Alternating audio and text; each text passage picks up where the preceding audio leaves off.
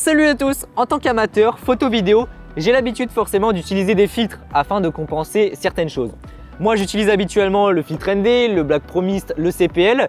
C'est vraiment trop bien, mais le problème c'est que c'est vraiment chiant de devoir visser, dévisser son filtre à chaque fois qu'on change de conditions lumineuses. Et je m'étais déjà dit, putain, ça serait vraiment bien d'avoir un système de quick release où je puisse clipser et déclipser mon filtre.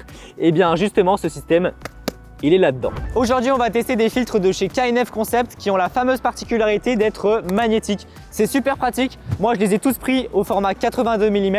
Alors, ce sont des filtres moyenne gamme que tu pourras retrouver sur Amazon. Il commence à y avoir quelques marques qui font des filtres magnétiques, mais il n'y en a vraiment pas beaucoup. Et K&F Concept, c'est l'un des rares à faire ça. C'est vraiment très avantageux de prendre chez eux puisqu'ils ont quand même une large gamme.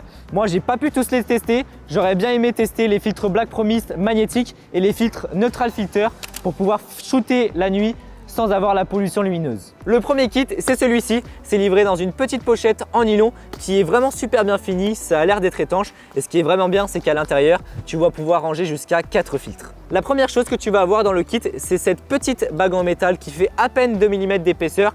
Et en fait, tu vas la laisser sur ton objectif puisque c'est là-dessus que tu vas venir aimanter tes filtres. Seul petit bémol, effectivement, cette bague elle est super pratique puisqu'elle est hyper fine. Mais le problème, c'est que si tu veux venir mettre un filtre standard, donc avec un filetage, eh bien, tu vas devoir enlever la bague puisque tu n'as pas de filetage qui est intégré. Donc dans ce premier kit, tu vas retrouver premièrement un filtre UV. Donc c'est un filtre de protection pour ton objectif. Tu vois, boum, ça s'aimante par-dessus. Ensuite, tu vas avoir un filtre CPL pour pouvoir limiter les reflets sur certaines surfaces. Et enfin, un filtre ND1000 pour de la pose longue.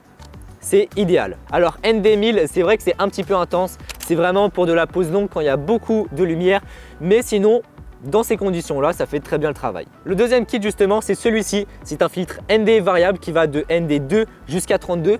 C'est vrai que c'est pas très fort, mais à l'heure où je tourne cette vidéo, ils viennent de sortir un nouveau filtre ND qui va jusqu'à 120. Bref, c'est super pratique puisque boum, ça s'aimante sur ton objectif. Hop, tu le tournes un petit peu, ça se met dans l'écran et puis à partir de là, ça bouge plus et tu peux l'utiliser sans problème. Bref, ce système, il est génial puisque là, boum, tu shootes, tu as besoin de ton filtre ND et puis là, hop, tu arrives en intérieur, tu l'enlèves, tu peux continuer à filmer en 2 secondes. Le filtre ND variable va te permettre de faire entrer moins de lumière dans ton capteur. En photo, ça va te permettre par exemple de faire de la pose longue et en vidéo, ça peut te permettre d'ouvrir plus grand ton diaphragme et donc avoir une plus faible profondeur de champ. Le filtre CPL, pareil, c'est un grand classique. Ça va te permettre de limiter certains reflets. Par exemple, si on a de la lumière qui tape sur une surface et qu'on veut limiter ces reflets-là, eh bien ça sera avec le filtre CPL qu'on pourra faire ça. Et puis après, au niveau de la qualité des verres, la qualité optique, très honnêtement, j'ai un petit peu tout essayé et ça reste très bon. J'ai pas de perte de qualité, d'aberration particulière. En revanche, sur le filtre ND variable, j'ai une température légèrement orangée.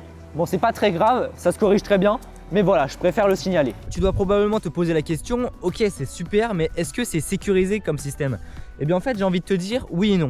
Moi j'ai jamais eu de problème avec, ça s'aimante très bien, ça tient vraiment super bien sur l'objectif.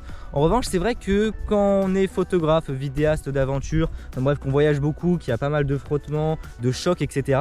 Eh ben j'ai un petit peu peur effectivement que le filtre il saute comme ça. Moi ça m'est jamais arrivé mais... ah, c'est possible. Je vais quand même leur donner mon retour histoire qu'ils améliorent le produit. Mais pour moi, le meilleur système, effectivement, ça serait d'avoir quelque chose de magnétique, mais avec juste un tout petit tour comme ça pour que ça puisse rentrer dans l'écran et que ça soit sécurisé. Bon bah finalement, très honnêtement, j'en suis super content de ces filtres. C'est super pratique, ça se fixe en 2 secondes sur ton objectif. Ça coûte pas très cher. C'est vraiment quelque chose que je vais utiliser très souvent. Sur ce, je te mets bien sûr tous les liens en description. J'espère que cette vidéo t'aura plu. Si c'est le cas, n'hésite pas à mettre un pouce bleu, à t'abonner si tu souhaites en voir plus, si tu as des questions, c'est dans les commentaires. N'hésite pas à partager cette vidéo et à me suivre sur Instagram. Et puis sur ce, on se retrouve pour une prochaine vidéo. Allez, salut!